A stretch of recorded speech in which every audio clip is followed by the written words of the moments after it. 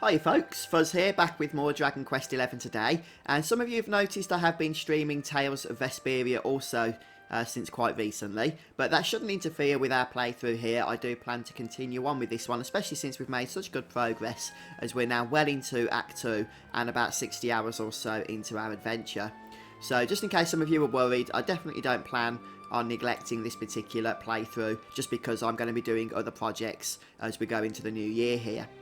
So previously we fought the Restless Knight, and having done that we've been thrust into the past where we've just been getting a bit of exposition about some of the things that had taken place in the world of Dundrasil. So what we're going to do is just continue on with where we left off. If, like me, you saved your game at this fella here and then loaded up again, you'll find yourself back at the previous boss fight area, but if you just speak to the Restless Knight, then he'll transport you back to this dude, and you can continue on with the progress that you saved up until this point. So what we're going to do is make our way from this guy, from the save point, over to the western side of the castle.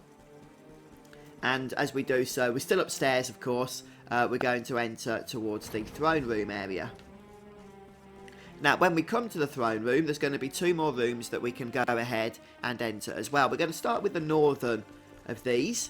There's actually an item that we can nab from inside, so it is worth doing. In order to get this item, we're going to be looking around because somewhere in here there's a wardrobe of some kind. In fact, there's two. Only one will have an item, and it isn't that one. So, by my super plans of logical deduction, I suspect it was going to be the other, and indeed it was. Right, so after that we're going to head into the southern room. And I believe this is the bedchamber for the Queen. And what we're hopefully going to do, is witness a cutscene involving perhaps some familiar faces of a younger orientation, however. Aw, he's so tiny. Can I touch him, Lady Eleanor? I promise I'll be careful.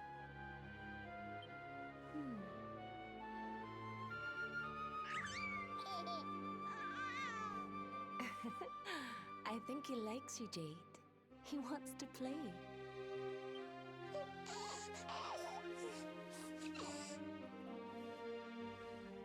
He's a very special boy, you know. They call him the Luminary. People have all sorts of hopes for him. But I just hope he grows up to be like his father, that he can help people to overcome their problems, just as Erwin does. I hope he grows up to be nice and kind like you, Lady Eleanor.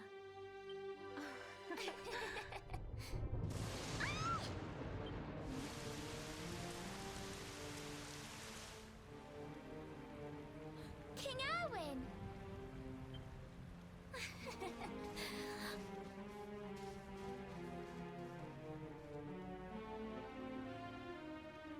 The colloquy's about to start, Eleanor. Will you hand me the wee one?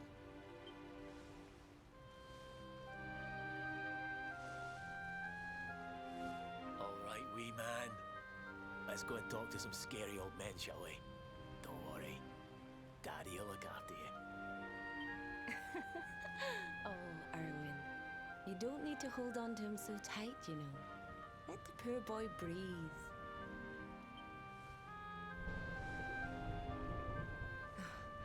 Would you look at it thundering away out there? And on such a special day, too. It's making me feel uneasy. Come on now, Eleanor. There's nothing to worry about. We'll keep you safe no matter what, won't we, wee man? And what about me,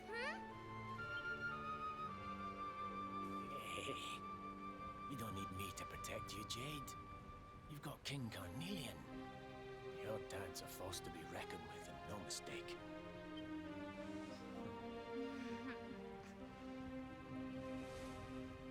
Right. We better get this meeting started. I'll see you later, Eleanor.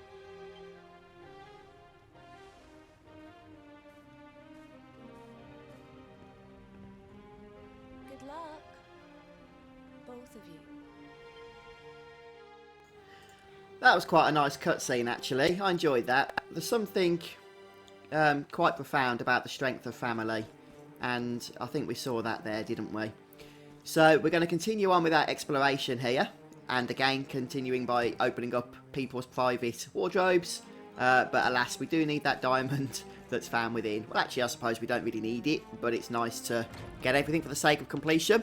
Once we've gone ahead and looted all of that stuff, we're going to exit out of the throne room area completely and make our way past that save point once more. This time we're going to head over to the opposite side of the landing area and into the room on the other side, the circular room, which is the council chambers. And there's going to be another set of cutscenes here for us to sit back and enjoy.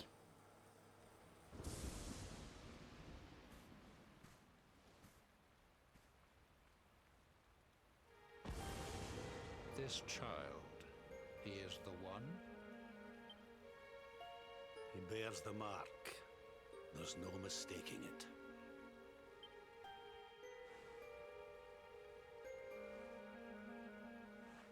Dark one riseth, tree descendeth, luminary, man defendeth. Light's mark shineth, hand extendeth. With his coming, black night endeth. The final poem in the Book of Erdwin.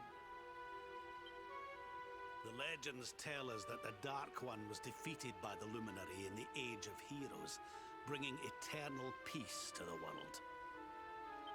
But, as I'm sure you haven't failed to notice, monsters walk the land once more. The peace of Erdrea is under threat. The kingdom of Svardrust has already fallen at the wicked creature's hands, and King Arnund with it. He will be sorely missed. And now a child has been born who bears the mark. Which brings us to a reason for gathering here today. What does all this mean for Erdrea?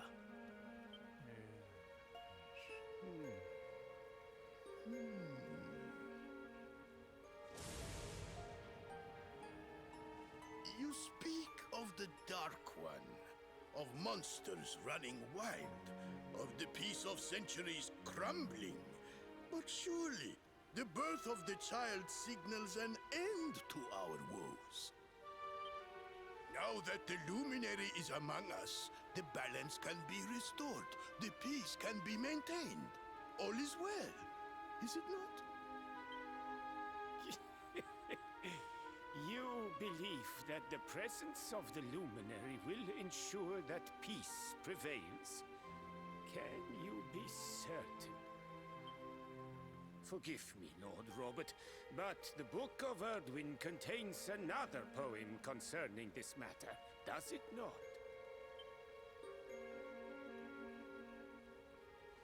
It does. The very first poem. The prophecy. World Tree's gift, first of many, bold, bright, blessed luminary. Thy light doth a shadow cast. Lo, the Dark One, bleak, black, vast. What are the two of you implying? That the Luminary causes the appearance of the Dark One? Without light, there cannot be shadow. Without darkness, the stars cannot shine. This has always been the way of the world. Darkness and light must coexist. So, indeed, the birth of the Luminary may well be what causes the Dark One to awaken. You dare to imply that my son is somehow the source of our troubles? That the Luminary isn't a force for good? Can we be certain that he is? Evil does not always take a monstrous form, after all. You must have noticed the sinister glow emitted by Erdwin's lantern of late. Ever since your child was born, in fact. What are you trying to...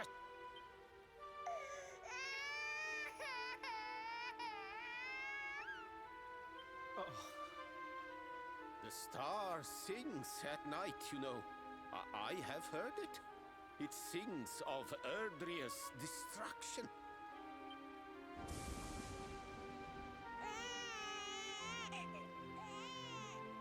King Gustav is right. Oh, don't you start. Ominous footsteps approach. We all hear them. As the leaders of this world, we owe it to our people to root out even the slightest hint of evil at its source. Even when that source is painfully close to home. Why don't you just come out and say it? You're asking me to kill my own son. My own flesh and blood.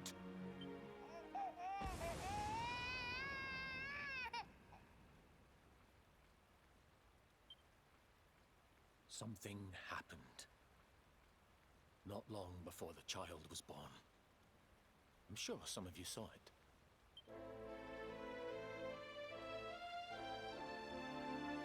A great, blinding light shot up from Yggdrasil and set the sky aglow. For a moment, it seemed that night had become day. We saw that same light on the evening he was born. It was shining from the mark on his hand. The child is a force for good. I have never been more certain of anything. He did not give rise to the darkness. He was sent to drive it out. Light and dark are not two sides of the same coin. The light of the Luminary is a gift. A gift that will cleanse the world of evil.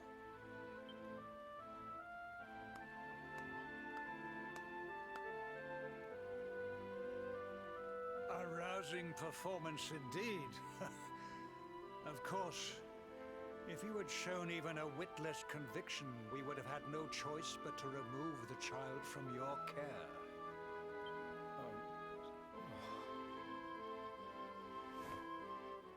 The Luminary is the child of Yggdrasil. He alone can bring light to the world. He must be protected at all costs. I hope you will forgive us our little test, but we had to be sure how strongly you believed. Your face. I am satisfied. Send him to Heliodor when he comes of age. He will be trained in all that he will need to fulfill his destiny. We must confer upon the Luminary the power to lead us all. King Carnelian. Everyone, I don't know what to say.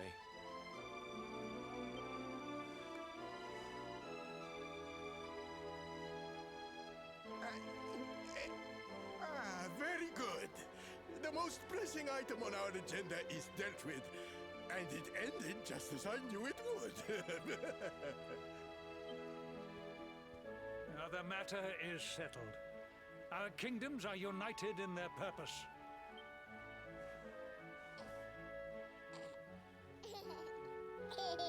Let all be as Yggdrasil wills it. That concludes the colloquy.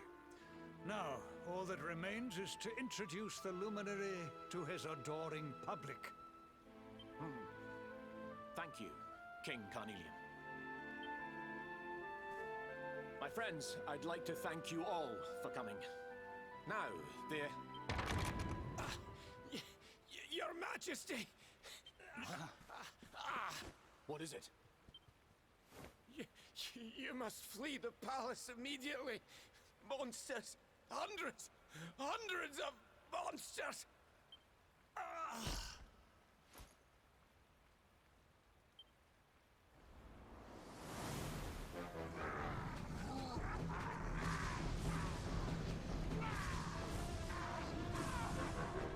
We're under attack. Everyone, we have to get out of here now.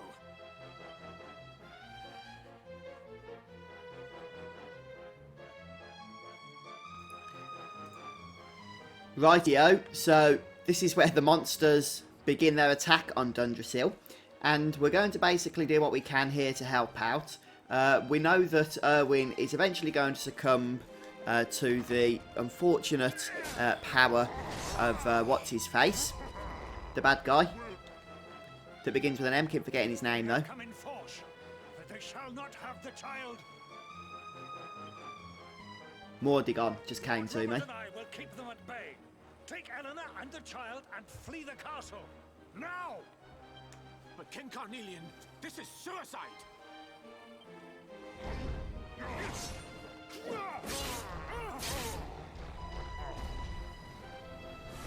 You need not fret on my behalf. I am not in my dotage just yet. Now go!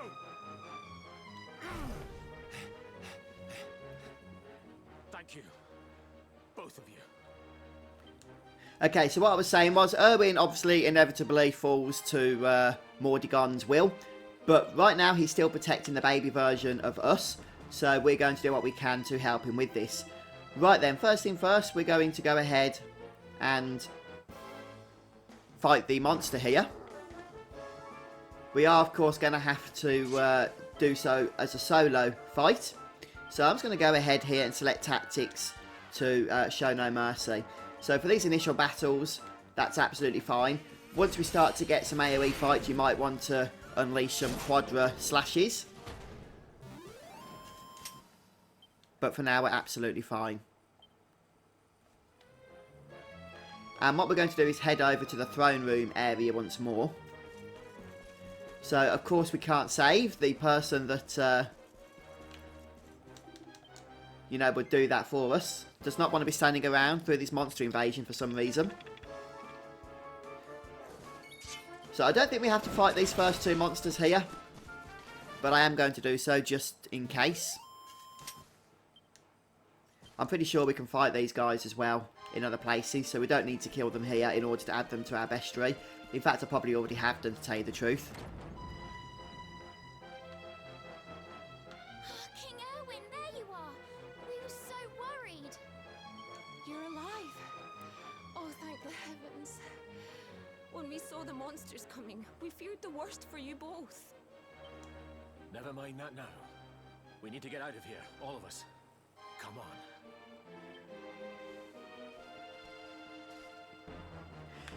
Right, so we're just going to continue on following the king. No matter what happens, I will get you out of here. In a moment, anyway. Promise.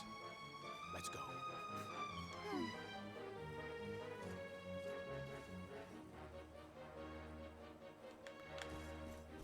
Okay, so we're going to go ahead here and exit back out of the throne room. And we're going to head downstairs as well at this point. So just take either of the stairs, that's absolutely fine. Once again, I think we'll go ahead and just take care of some of these enemies. Although, I really don't think that we need to do so. Okay, I've gone ahead and killed both of the monsters that were on this floor.